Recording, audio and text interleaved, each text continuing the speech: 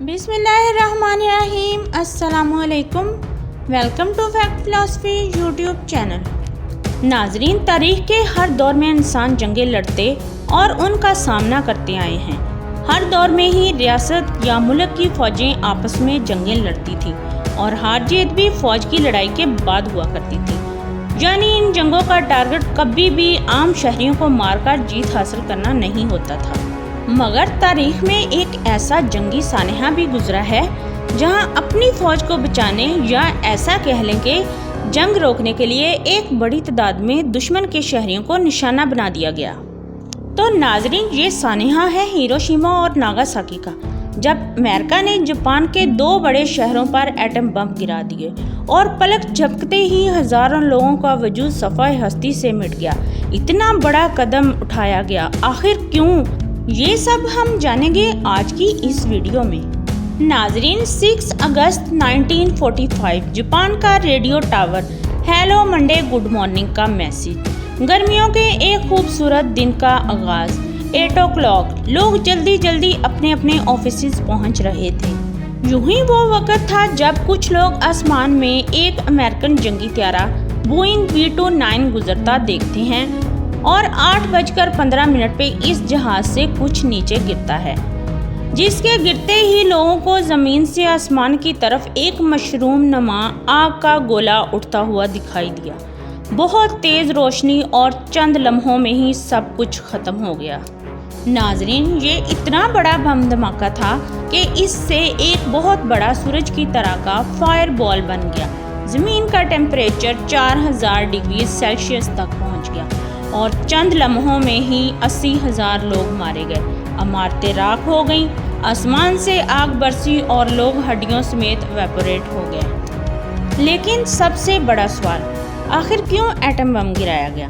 اس خوفناک اقدام کے پیچھے کیا وجوہات تھیں؟ تو چلیے جانتے ہیں اس ویڈیو میں۔ تو ناظرین، یہ کہانی شروع ہوتی ہے ورلڈ وار 2 سے، جب ہٹلر نے 1939 میں پولینڈ پر حملہ کیا۔ ہٹلر نے بہت تیزی سے کئی ملکوں پر قبضہ کر لیا اور یوں بہت سارے ممالک اس جنگ کا حصہ بن گئے۔ ورلڈ وار 2 2 بڑی الائنسز کے درمیان لڑی جا رہی تھی۔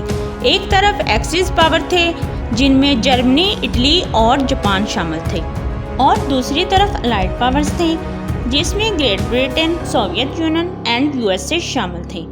اس کے ساتھ ساتھ فرانس اور چائنا بھی الائڈ پاور کا حصہ تھے۔ شروعات میں امریکہ نے پوری کوشش کی کہ وہ جنگ میں حصہ نہ لے، مگر 1941 میں جاپان نے امریکہ کے سی پورٹ پرل ہاربر پر حملہ کر دیا۔ اس کے بعد USA نے بھی اس جنگ میں حصہ لے لیا۔ ناظرین، دراصل 1900 کے آغاز میں جاپان نے دوسرے ممالک کی طرح امپیریلزم کو پروموٹ کرنا شروع کر دیا۔ اس نے بھی برطانیہ اور فرانس کی طرح اپنی کالونیز کو ایکسپینڈ کیا اور Indonesia, Cambodia, Myanmar, Laos, Vietnam, eastern China, north Korea, south Korea کے کئی علاقوں پر جاپنیز امپائر نے قبضہ کر لیا تھا۔ جاپنیز امپائر ایک گریٹر ایشیا بنانا چاہتی تھی، مگر قبضہ کرتے ہی وہاں سے ریسورسز اور خزانے کی لوٹ مار کر کے منافع حاصل کرنے کے ساتھ ساتھ وہاں کے ریسورسز کو نقصان پہنچانا شروع کر دیا۔ سب سے پہلے جاپان نے نارتھ چائنا کے منچوریا کے علاقے پر قبضہ کر لیا اور ساتھ ساتھ منگولیا پر قبضہ کرنے کا پلان بنایا۔ ساؤتھ میں لاؤس، کمبوڈیا اور ویتنام پر بھی قبضہ کرنے کا پلان بنایا، مگر ساؤتھ کے یہ علاقے فرینچ امپائر کا حصہ تھے، یعنی جاپان کو یہ علاقے حاصل کرنے کے لیے فرینچ امپائر سے جنگ کرنا پڑے گی۔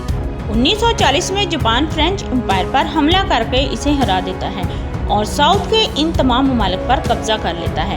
اسی کے ساتھ جاپان ورلڈ وار 2 کا حصہ بن گیا۔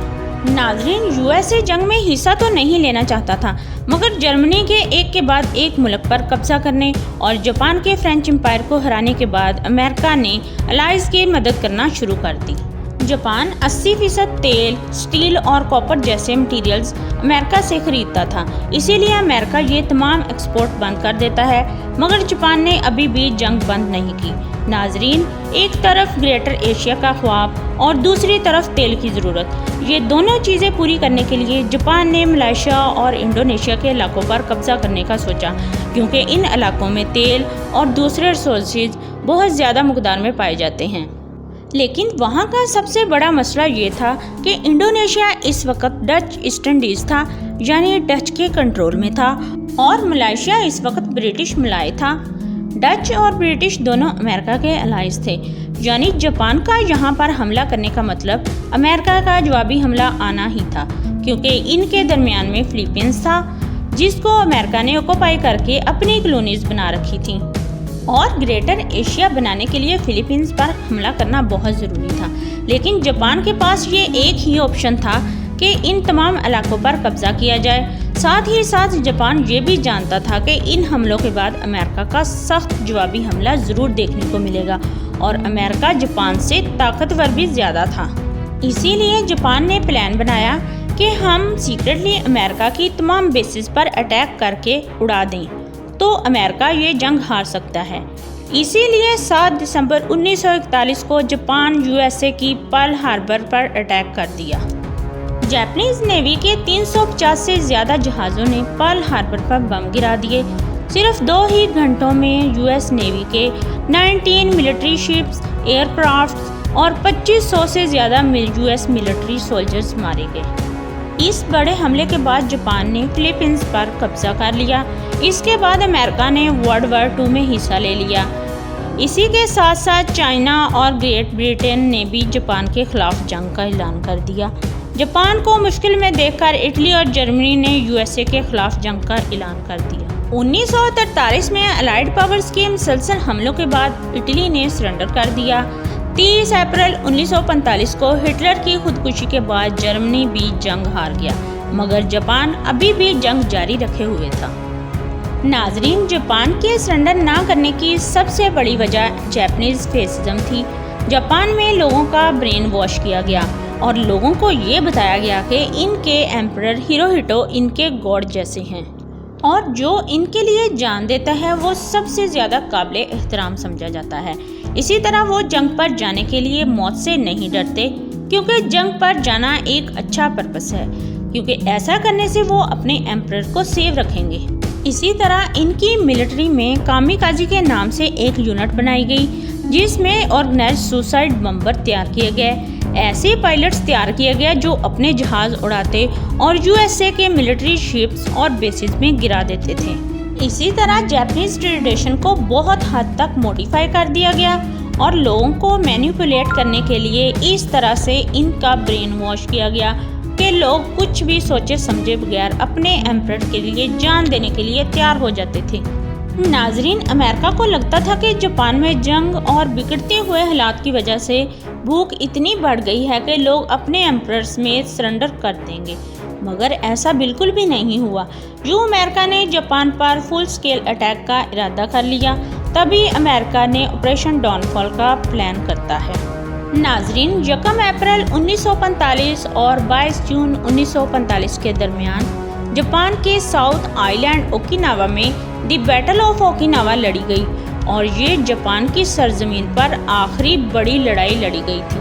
ناظرین، امریکہ اپنے پلان کے مطابق پہلے اپنی ملٹری اوکیناوا کے آئی لینڈ پر بھیجتا ہے تاکہ پہلے اس آئی لینڈ پر قبضہ کیا جائے اور بعد میں آپریشن ڈان فال کے ذریعے فل سکیل اٹیک کیا جائے، لیکن اوکیناوا کی جنگ نے امریکہ کو چونکا کے رکھ دیا۔ ناظرین، کامیکازی پائلٹس اور فورسز کے ایک کے بعد ایک سوسائڈ بوم اٹیک کے ساتھ ایک بڑی تعداد میں عام شہریوں کے جنگ میں ہار نہ ماننے اور خاص طور پر اپنے ایمپرر کے لیے آخری سانس تک لڑتے ہوئے لوگوں کو دیکھ کر امریکہ کے لیے جاپانیز فورسز کو ہرانا بہت مشکل ہو گیا۔ اسی لیے پیسیفک میں ہونے والی بیٹل آف اوکیناوا کو دی بلڈیسٹ بیٹل بھی کہا جاتا ہے۔ اس جنگ میں 12,000 امریکی فوجی مارے گئے، جبکہ 1 لاکھ کے قریب اوکیناوا کے شہری مارے گئے۔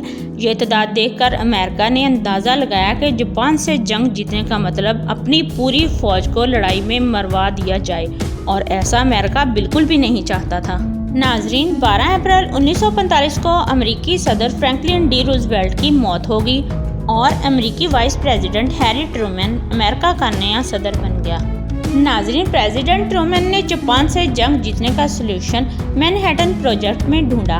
اس پروجیکٹ میں USA کے تمام بڑے سائنٹسٹ نے دنیا کا پہلا ایٹم بم بنایا، जिसे 16 जुलाई 1945 को न्यू मैक्सिको में टेस्ट किया गया और ये तजर्बा कामयाब रहा।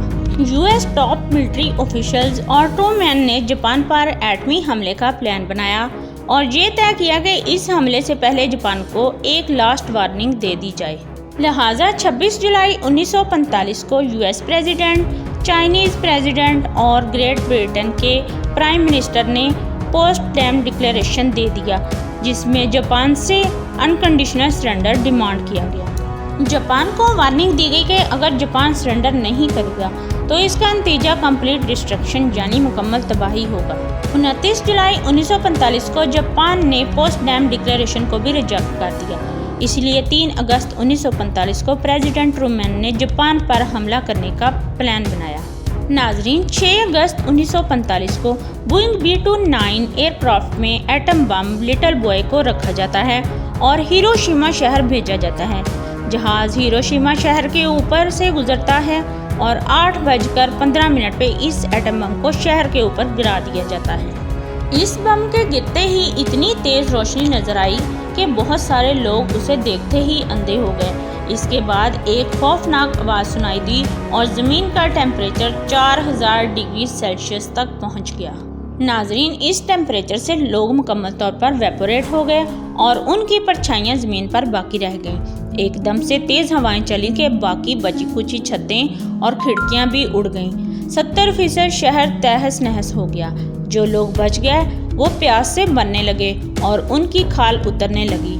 इतने में आसमान से बारिश होने लगी, मगर वो बारिश इतनी जहरीली थी कि कोई इंसान पानी पीता तो मर जाता। नाजरीन, इतने खौफनाक हमले के बाद भी जापानीज एम्परर ने सरेंडर नहीं किया और जंग जारी रखने का हुक्म दे दिया। नाजरीन, इस एटमी हमले के 3 दिन बाद 9 अगस्त 1945 की सुबह 11 बजे अमेरिका ने जापान के शहर नागासाकी पर फैट मैन एटम बम गिरा दिया। ये बम पहले एटम बम से भी ज़्यादा खौफनाक था। बम गिरते ही आसमान की तरफ बड़ा मशरूम नुमा धमाका बुलंद हुआ। एक ही झटके में 40,000 से ज़्यादा लोग मारे गए और 6.7 स्क्वायर किलोमीटर का शहर मुकम्मल तौर पर तबाह हो गया। इन दोनों एटमी हमलों में 2 लाख के करीब लोग मारे गए। इस हमले से कुछ देर पहले ही सोवियत यूनियन ने भी जापान पर हमला कर दिया, इसलिए जापानीज एम्परर हिरोहितो ने सरेंडर कर दिया। इसी के साथ 15 अगस्त 1945 को वर्ल्ड वार 2 खत्म हो गई। इसके बाद 1952 तक जापान अलाइड पावर्स के कब्जे में रहा। रूस जापान में नए कॉन्स्टिट्यूशन के जरिए डेमोक्रेसी का आगाज हुआ। नाजरीन, हिरोशिमा और नागासाकी की डिस्ट्रक्शन की मुकम्मल कॉस्ट $970 मिलियन आई। इन हमलों में बच जाने वाले बहुत से लोग मुकम्मल तौर पर डिसेबल हो गए और यह डिसेबिलिटी इनके बच्चों में भी ट्रांसफ़र हो गई और हज़ारों लोग बेशुमार बीमारियों में मुब्तला हो गए। नाजरीन, इन खौफनाक हमलों के बाद यूएस प्रेसिडेंट हैरी ट्रूमैन ने कभी भी माफ़ी नहीं मांगी। यूएस प्रेसिडेंट ने ये आर्ग्यूमेंट दिया कि एक तरफ हमारे 1 मिलियन के करीब फौजी मारे जाने थे और दूसरी तरफ इन हमलों में 2 लाख लोग, तो हमें 2 लाख लोगों को मारने का फैसला ठीक लगा क्योंकि इसके अलावा हमारे पास कोई दूसरा ऑप्शन नहीं था।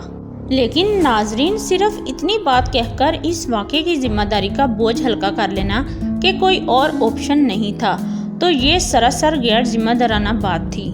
नाजरीन, अगर ये आर्ग्यूमेंट वैलिड था, आपको क्या लगता है अगर यूएसए के पास और ऑप्शन थे तो इस्तेमाल क्यों नहीं किए गए? कमेंट्स में अपनी राय ज़रूर दीजिएगा। नाजरीन, अगर आपको मेरी ये वीडियो पसंद आई है तो लाइक कीजिए, शेयर कीजिए, सब्सक्राइब कीजिए और अपना बहुत सारा ख्याल रखिए। अपनी दुआओं में याद रखिए। खुदा हाफिज़।